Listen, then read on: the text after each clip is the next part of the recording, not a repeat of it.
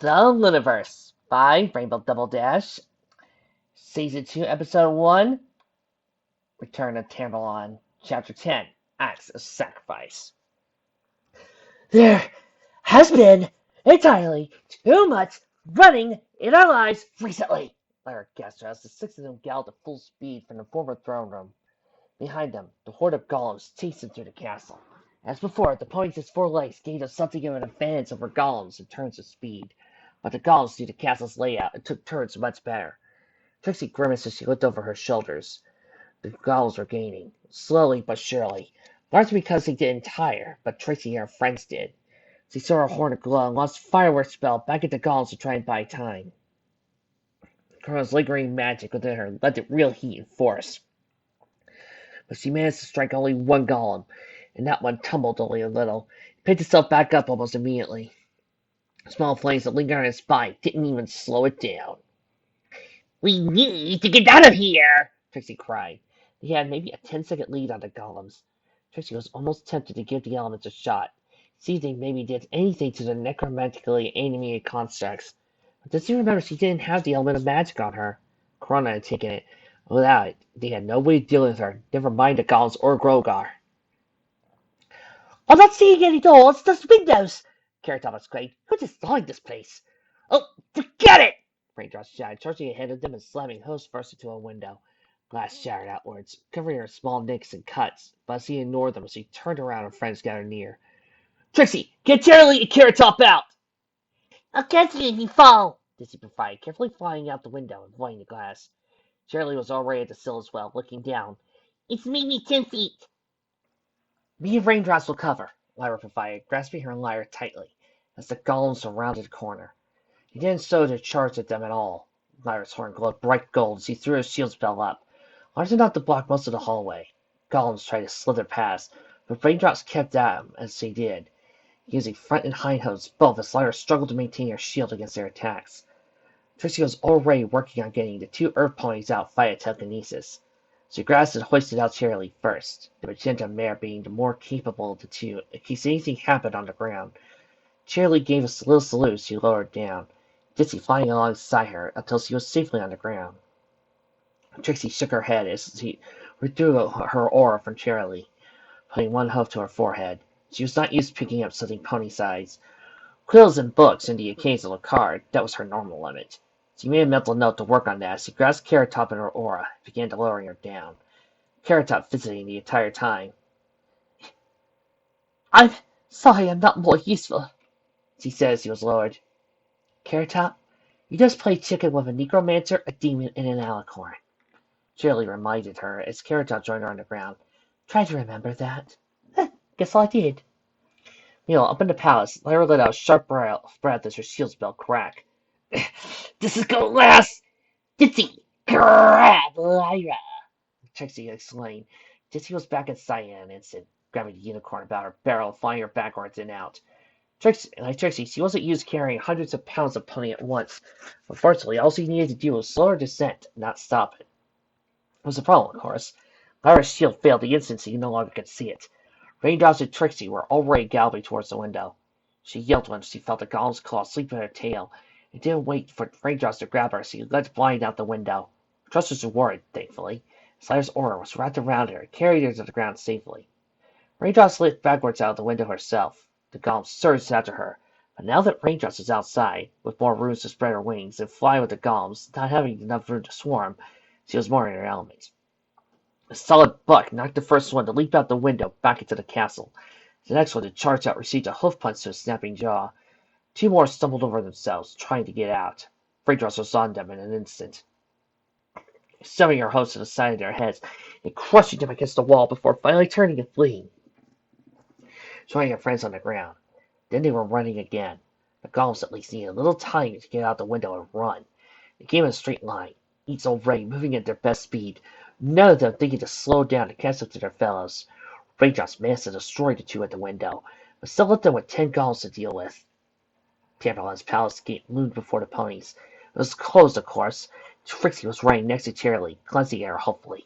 She was disheartened to see Cheerilee suddenly glance at her, each of them hoping that the other would come up with a clever plan to get all 6 of them over the wall without a problem. There was none. You weren't going to make it. Not all 6 of them, anyway. Trixie skidded to a halt, horn blazing bright blue with golden sparks leaping from it under Corona's influence. She grew chief as he stared at the unresting golems.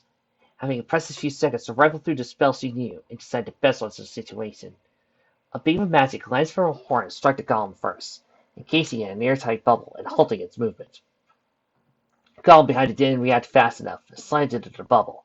It was unharmed, but momentarily stunned. The remaining golems adjusted their run, each of them turning around the bubble from the left. They were adaptable, Trixie realized, but only over time. For the first few times they encountered a problem, they would all react the same way, following whatever programming Groker had installed them with. They learned, but not even half as fast as a pony would. Could she use that? Trixie's horn glowed, but before she could do anything, a burst of gold-tinted magic shot past her and into the new lead golem, sending it flying back against its fellows. Trixie recognized the aura. Glancing over her shoulder, she saw Lyra, standing on her hind legs, hose working on her lyre. What the hey do you think you're doing? Sacrificing myself so you 5 can get away! Trixie cried, even as she turned her attention back to the golems. We're up and moving again. Where's everybody else? Lyra struck with her magic again. One burst of sound that didn't knock over any golems. It did make them slow down, lean against the heavy wind. The golems started to charge again, but a jasmine of magenta sea appeared over them, dropped amongst them. The golems were slow to react to this unexpected attack, as Shirley and Raindrops laid to the nearest golems he could get their hose on. The golems may have learned how to fight them before, requiring Corona to save them, but Raindrops and Shirley had some thoughts of their own as well. They didn't last out with hooves, but rather launched full body at the golems, dragging them to the ground where they could trample them under hoof, hoping that the golems couldn't react fast enough to maul or eviscerate them with their claws.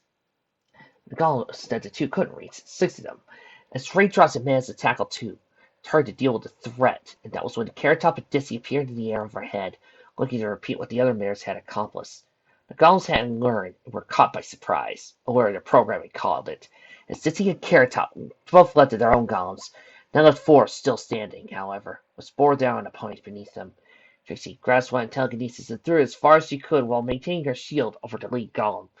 Lucy ran forward and hurled herself at another golem, colliding with it and pushing it against another that was about to slice its claws through Charlie's neck. Lyra had joined in Trixie's charge, took down a golem of her own. By the time he hit the ground, Raindrops and Charlie were up again and charged the last golem. An utterly last survival instinct that did likewise, claw forward. Charlie ducked a claw, but Raindrops only drove in, heels of her own safety as her host connected to the ragdoll-like body of the golem and forced it down to the ground. Ellen tried to tear at her, but Raindrops only let out a whinny of anger as he raised and brought down her front hose again and again, till at last the golem stopped moving. The remaining golems were taking out as quickly as possible, once on the ground beneath the ponies' hooves.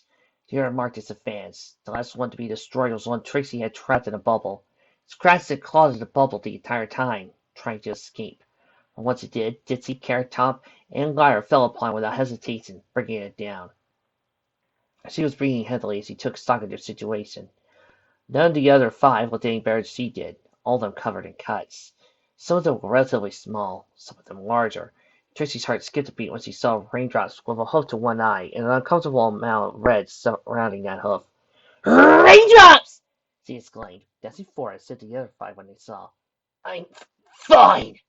Raindrops started out between gasps for breath, hooves and wings twitching from the adrenaline rush as she was still going through.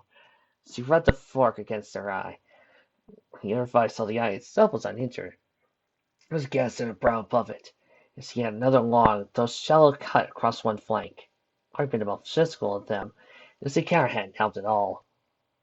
Carrot Top took Raindrops' head in front of hers, looking at the cut. "Doesn't look so bad," she said, and looked at Raindrops more fully. "But we need to avoid fighting." There was a hollow wail. The 6 ponies turned to look for a source and saw, standing atop the palace's walls, a golem, boiling at them and its maw hanging open as its streak split the sky. To their horror, the wail was soon taken up by other golems. The second one appeared in the other section of the wall, then a third, then more and more, crawling over the side of the city that lay beyond. There were easily 100 golems, probably more. It didn't much matter. In their condition, they couldn't handle even 4 or 5. "Plain?" Trixie asked, and yet more golems began to appear. She looked at Charlie, was staring at the goggles with wide eyes. Playing any pony? Run! Charlie responded, turning around to make good on that. The rest followed, but they were exhausted, barely managing a quick canter. The goggles as one leapt down from the wall and began to charge them. Tracy looked to Dizzy and Raindrops. Fly, you idiots! Get away! Dizzy shook her head and her tears streamed from her eyes. I'm not leaving you! There's no reason we all had to get! Trixie began, but with glance behind her. How had the golems come up with them so fast? They were nearly on top of them, trailing only a few feet. Some part of Trixie's mind wondered if Grogar's command to take one of them alive was still standing. Which one of them would be unlucky enough to be that pony?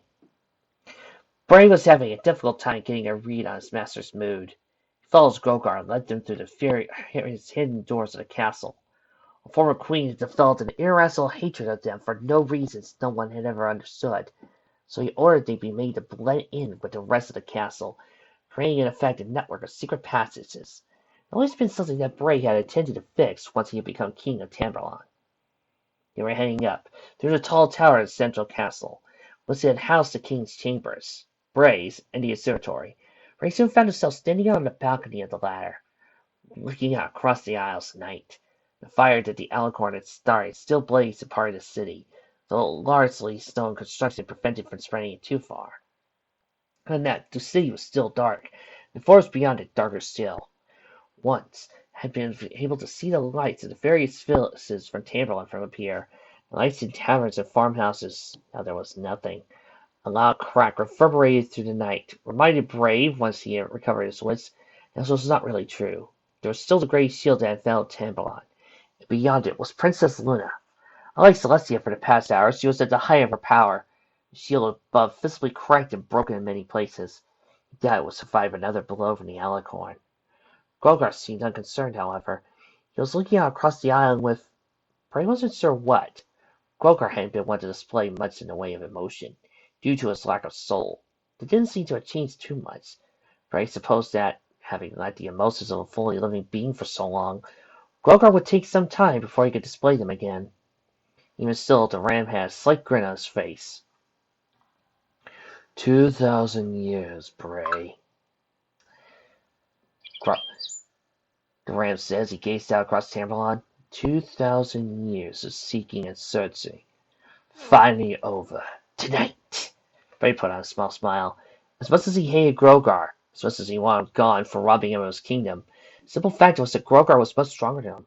He remained alive as long as he had by knowing Grogar was the master, and he the servant. Nevertheless, there was some pressing concerns at the moment. Not to bring on your glory, master, Bray said, glancing up, but Luna is coming.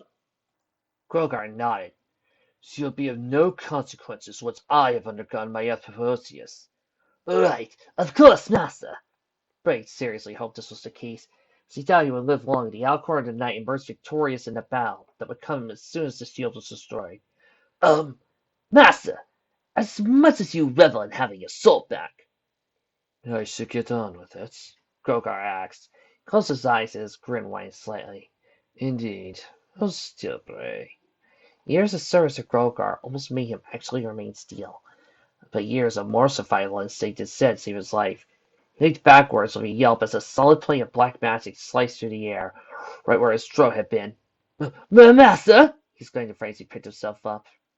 Grogar's grin was gone, and now green eyes, somehow even more terrible than the red he had only been a few minutes previously, narrowed as he looked at the Donkey Prince. Why do you think I kept you alive all these years, Bray? He asked as he stalked forward, the magic he had conjured solidifying into a long, jet-black knife. Bray retreated as Grogar advanced. As a servant, surely you are not so stupid as to believe it was out of any kind of camaraderie. Bray retreated under Grogar's advance, eyes wide. When Grogar flicked the knife at him, he almost had to duck, though it did core cracks to cut his cheek. He cried out the feeling. But I've always been loyal, he began. And incompetent, Grogar said, telekinetically retrieving the knife. But I've kept you around because I need a final, specific sacrifice. You have been prepared, Bray. For these long years, your death is the final step. Bray turned, running for as fast as he could down the stairs. Grogar conjured his shield over it, however. Donkey Prince brayed in fright, picking a direction and running. Predictably, this landed him only at the edge of the balcony, where escape meant a lethal 100-foot drop down to the roof below. You remember he knew how to teleport and tried, but Grogar spoke a word, and a burst of black magic canceled the spell. Master! Time to die, Bray, Grogar said, as he descended upon the donkey. Bray felt fear like he had never had before gripping in his heart. The fear never had paralyzed him before, as it did some others. It usually led him to the flight side of the fight-and-flight instinct, but there was nowhere left to flee to, so he only had one option: the gem Bray's turban, a replacement for the one stolen by the ponies. Well, unfortunately, only such replacement he had. Glow. And Bray lashed out with magic. For now, it was only simple telekinesis, slamming against Grogar and sending the ram sliding back several feet. Grogar looked hardly affected, and his eyes narrowing further. Bray grit his teeth, however, stomping one hoof forward, then beginning to pace in a circle, getting his back away from the balcony. No, Grogar! He exclaimed, gathering some small amount of courage from the fact that he managed to hold back the mighty necromancer. I will not be so easy to slay as my father was! Grogar chuckled slightly. The father you helped me kill, along with your entire family. They were useless foes! Bray countered as he felt rage gripping his heart. A look of change from the fear he had been moments ago. Here's his family, his stupid, reckless father and mother and older siblings flashed in his mind. Tambleon held more magic and might, more wealth and power than the whole of the rest of the world combined. We should have sat at the center of a mighty empire. We would have been under my rule. You stole my kingdom. You lied and betrayed me, and now you expect me to die for you? Bray lashed out with magic, a beam of pure energy. Grogar stopped it contemptuously for his shield spell as Bray continued to move, conjuring lances of energy and driving them as Grogar's shield. Then conjured wisps of magic that tried to move past the ram, as past his shield. Grogar noticed the wisps had stored duration. He scuffed one hoof on the ground as he created magic of his own to destroy the wisps, then shoved forward with telekinesis. Bray cried out as he went flying backwards, and Grogar charged him, knife forward, aimed through his throat. Bray reacted instantly, however. Once again, his flight or fight instinct driving him to instant action. Long before any conscious thought could have had him act, he rolled away from Grogar's charge, then conjured a thick web, like that of this monstrous spider, in front of him. Grogar pulled up just short of touching the web, becoming stuck, but Bray let out a shout and sent more magic forward. The web wrapped around itself and rose, becoming an eight-legged golem that scared after Grogar. The ram retreated in some surprise as he conjured a shield to keep the golem at bay. Bray rose to his hooves, grinning at the sight of Grogar. Demon Ram Grogar. Grogar the Necromancer, retreating from a spell conjured by his poor, stupid servant. He threw a hoof forward and launched magic at the golem, and it caught on fire. Unlike the useless rag dolls created by Grogar, however, this golem would not be destroyed, not as long as Bray's power credit. His flaming legs clawed at Grogar's shield. The ram was forced back another step. Bray let out a laugh at the sight. He had Grogar on the ropes, but he had not done this years ago. I was an heir to the throne of Tambleon, he hissed. My magic is second to none! He held forward a hoof. His golem moved out of the way. Only so Bray could strike at Grogar with dispelling effect. His eyes widened as his shield dissipated into nothing. Bray raised his other hoof as Grogar tried to conjure a new shield. Lightning arced from his hooves and into the ram, crying out as he stumbled backwards towards the balcony. Bray's assault ended, but the flaming web golem charged at Grogar again. Grogar let out a howl of anger as he once again conjured black magic. Rust over the golem, dissipating it as it turned into most of harmless magic. That took the form of grayish red smoke. There was Bray lunged, a conjured knife of his own with a blade nearly as long as his can, plunging forward into Grogar. Just at the base of his neck and down to his chest. The strap for the belt the ram wore snapped, fell from his neck as his eyes widened in surprise and pain. The knife did not quite hit his heart, but it was close enough that the difference was only a few seconds at most. Bray glared the heat up at the demon ram. Now die! He said, juggling. Before Grogar could do anything more, he strode from the balcony telekinetically, fell towards the ground below. Bray watched him fall with no small amount of satisfaction, which only grew when the necromancer laid with a very definite and final thud on the roof below. The necromancer is dead, Bray queried. Long live King Bray! It didn't matter that there was no one around to exalt him as impromptu coronation. He would have subjects soon enough. A hollow wail went up from the castle grounds to his left. Grogar's golems. He looked down from the balcony and saw 6 ponies had come to his island were running away from 100+ hordes of golems, charging across the eastern courtyard and closing in on them fast. Bray grinned as his gem glowed and readied himself to teleport. Grogar was dead. So too were those mouths of short-eared nags. Now, he had some planning to do. It hurt, rather more than he expected. Even as the darkness tried to claim him, the fact that it didn't, and couldn't, told him it worked. There was unexpected twists along the way, but by and large, everything had gone according to his designs. Now all he had to do was wait, until the changes to his body, his psyche, his soul were complete. For once, and now forever, he had the time. The golems were almost on top of the 6 ponies, and each was surely certain they were going to die. Then fire, a wall of flames roared of life into the bare foot of space between the 6 ponies and the golems. Trixie's tail was singed. The lead golems didn't stop in time and plowed on through, but instantly ignited and made it only a few extra steps before collapsing. The remaining golems, most of the 100+ had been chasing the 6, stopped short, glancing around as they tried to find the source of the fire.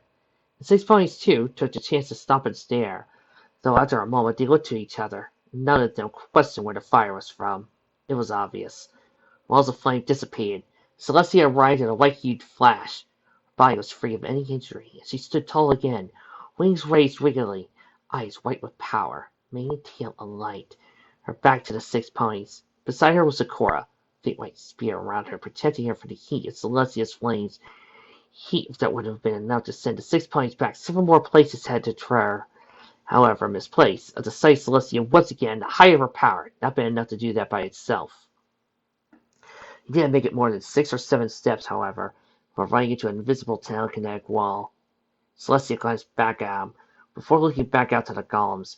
Each of the golems let out their hollow wails and charged forward. Celestia stepped forward herself, stomping one hoof on the ground. Blue-hot flames leaped to life in front of her and washed down in a great conflagration. Before any of the golems could react, it washed over them. When the flames cleared, only a few moments later, nothing left of the golems save ash.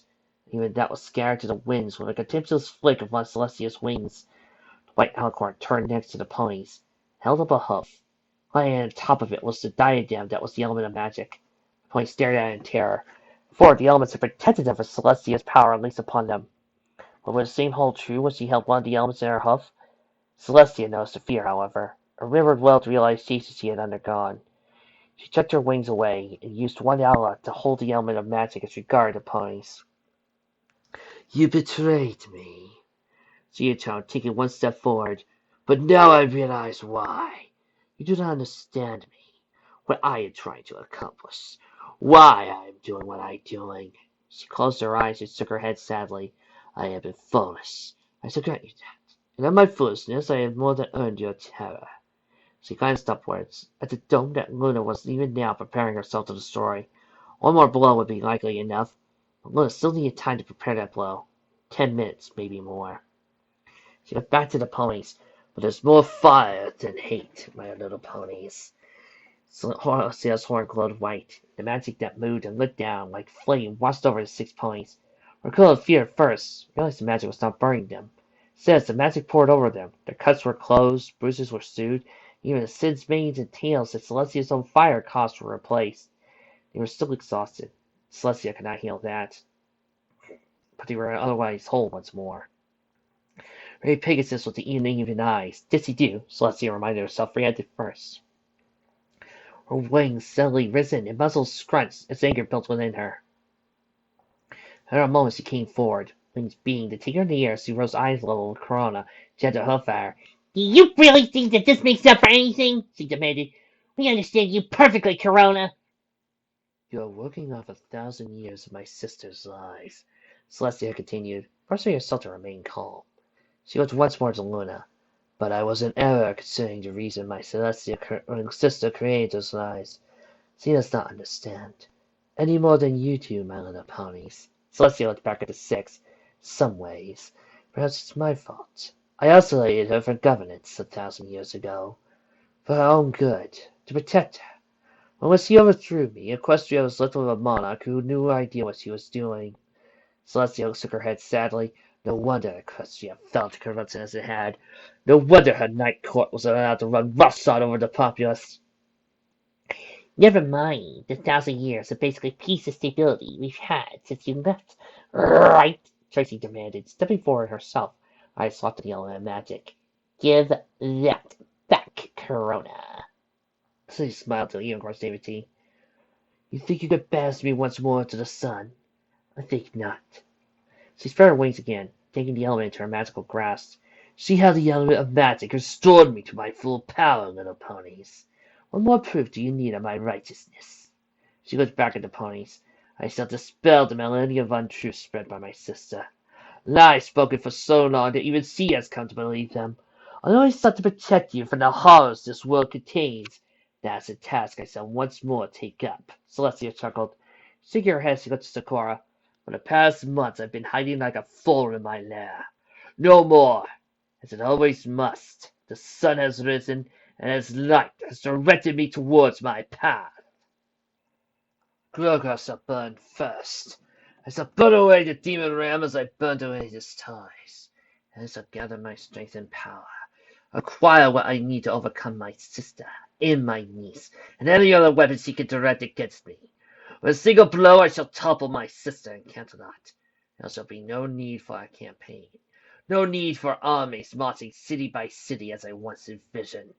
Corona looked at each of the ponies one by one before continuing. Then, once I am once more on the throne, I shall expunge the lies and deceit my sister has spread, not with fire and sword, but with actions and deed, transforming Equestria into the greatest nation in the world, that none dare challenge. You shall see, you shall all see. I shall provide, and none of my little ponies shall want for anything ever again. Celestia nodded to herself, turning towards Castle Tambleon, intent on seeking out Grogar. Dizzy surged forward, stepping in front of her. We will fight you, Corona! Celestia stopped her trot. Regarding the Pegasus, mere hours ago she would have considered this a sign of weakness. But she looked back up. I was in error, Titsy 8 months ago. I should never have taken hostages, though I never intended them harm. It was wrong of me to imply otherwise. I sought to control you all for fear. Celestia shook her head. Never again. I shall lead through once Gary's example. Until then, her horn glowed white. She pushed Dizzy away as gently as possible, as a mother might a wayward foal. Dizzy tried to stop her, but couldn't. Celestia looked at the ponies, held up the element of magic once again. While I possess this, none of you are the slightest threat to me. I have no need to harm any of you. They all looked like they wanted to say something to that, but each stopped short, their eyes locked in the element of magic. Celestia was right after all. All things have weakness, and this was the weakness of the elements of harmony. They had to be together, work as a single set, or else they wouldn't work at all. Celestia smiled as she turned once more to Castle Tambleon and trotted towards it, intent on seeking out, burning away the necromancer within. In time you'll understand your error, my little ponies, as I understood my own. He stood, paid no mind to the red stain he left behind on the cobblestone as he did. It didn't matter any more. He knew where Bray would go, and he started walking there. He had a loose end to finish off before he dealt with Celestia. The wolf of Tambleon had taken many forms. Its most obvious had been in the form of it being a center of trade across the Sea of Tranquility. Camels to the west, buffalo to the south, ox and griffins to the north, ponies to the east, all sent ships generally across the placid waters of the sea since time immemorial.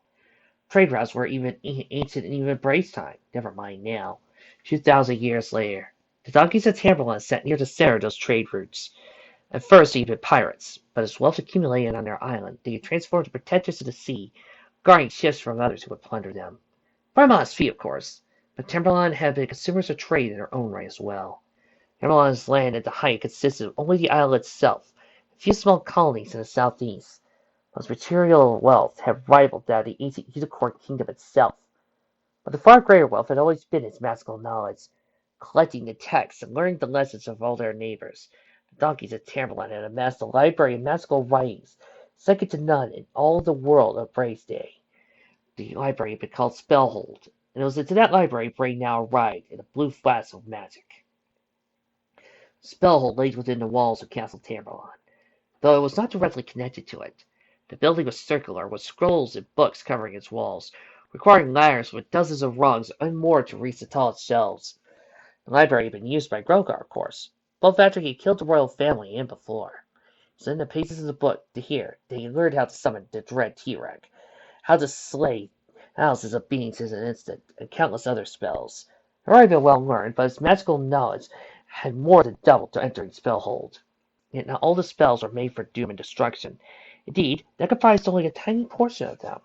There was magic here for every purpose, and any purpose. Celestia and Luna themselves would have learned a trick or two for pursuing the text. And it's mine, Bray said to himself as he looked around. All mine. Bray had to move quickly, he knew, and allowed himself only a moment before excitement before he got to work. Gem in his turban glowing bright. As Prince of Tambleon, his most important area of study growing up had been magic. All of Tambleon's royal family had been mazes of no small power. 4 brothers and 3 sisters sitting between him and the throne, he had further little ease to do but study magic. The key to donkey magic had always been implicit understanding of it, that the other races could seldom emulate. The buffalo had their rituals, the elks and griffins their runes, and the ponies their inborn magical gifts, and the camels with their contracts and wishes. But none of them could understand magic on so instinctive a level that came with power. It became understand in creating magical beacons, one by one, placing around the edges of Spellhold. Each one projected aurora around itself, 5-foot cube that was little more than a marker. Notation that took into details of everything about the space and objects it contained. Each was, once created, completely independent from the magical power of Bray's gemstone. He lingered for several hours before collapsing. After several minutes of work, he was finished.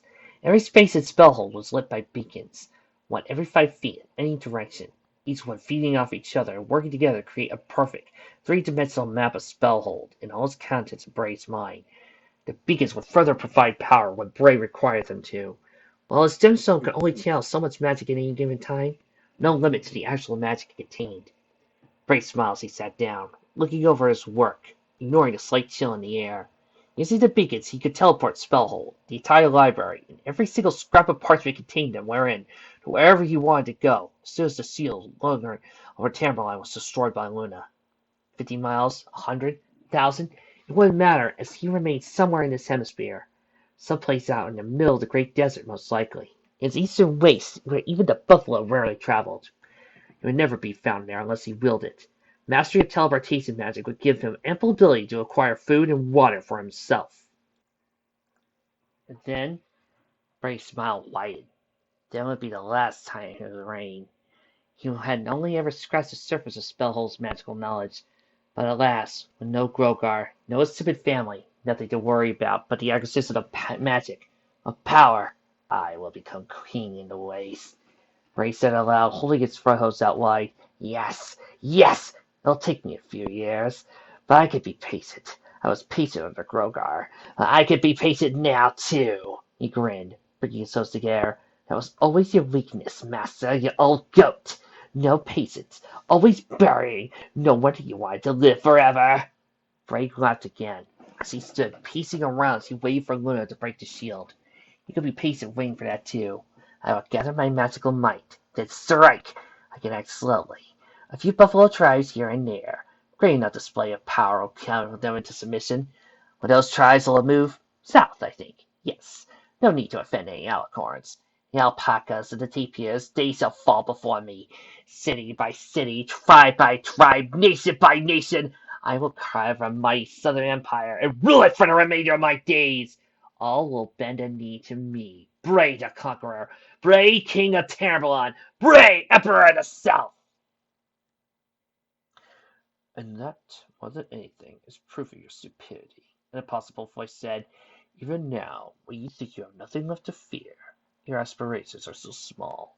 Bray froze, mouth hanging open, eyes wide. He stuttered, turning slowly around, looking at the entrance to Spellhold. Front doors, which Bray had not used, but nevertheless now hung open. Bray was far more concerned with the creature that stood in front of that door, however, illuminated by the beacons that Bray had placed. Bray couldn't see the figure clearly, but Grogar? He asked in a small voice. Is that you? Here's a hint. The figure said, a burst of magic. Bray felt himself flying a second layer. shoved back by telekinesis against one of Spellhug's bookcases. The impact was just shy of bone-shattering. Bray couldn't stop himself from collapsing in a heap at the bookcase's base. Before he could rise, Grogar was somehow there, standing over him, one hoof on his barrel, holding him down. Even as Grogar's telekinesis took Bray's turban from his head. The cloth of the turban ignited. The gem was ground to crust. Bray stared up at Grogar in horror. How could he? How was he? Not even a scratch? How? Bray demanded. Grogar smiled grimly as his eyes flashed with inner light. One could not become one of the undead without thirst dying, Bray, he explained. Nor can one take his own life to do so. Suicide means the lack of a will to continue living. How could I become immortal if I was willing to take my own life? Grogar chuckled as he stepped back from Bray. But the Donkey Prince remained where he lay. His fight instinct had failed him as the inner light of Grogar's eyes seemed to shine again. You were trained for a purpose, Bray. That purpose was not to die for me. It was to slay me, murder me, or attempt to. That was the final act of this plan. The last step on my road of apotheosis. And now I. His entire form burst into green light, dancing out of his eyes. After several moments, the light seemed to become too much for his body to contain. His throat curled and smoke burst into flames. So live.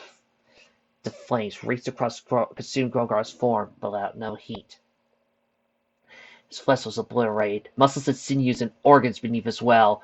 In moments, nothing remained of Grogar, save the pitch-black skeleton that burned in Emerald's flames, save to the skull's eye sockets, and with his ribcage, where the cold fire instead burned a deep, malevolent purple.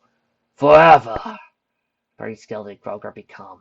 The Grogar would be forevermore stared down at Bray. Despite the fact that Grogar could no longer show any emotion at all, so see nothing more than a skull's grin. Somehow he managed to convey a sense of unmitigated contempt to what one hoof forward opened his mouth. Your soul is mine! Ray tried to move, tried to scream, tried to react in some way, but he couldn't. He could do anything more than stare in horror as the former demon ran, now lit, reached out magically, bringing purple flames flaring, shooting forward around Bray, over Bray and into Bray. There was pain, and quite suddenly, nothing at all.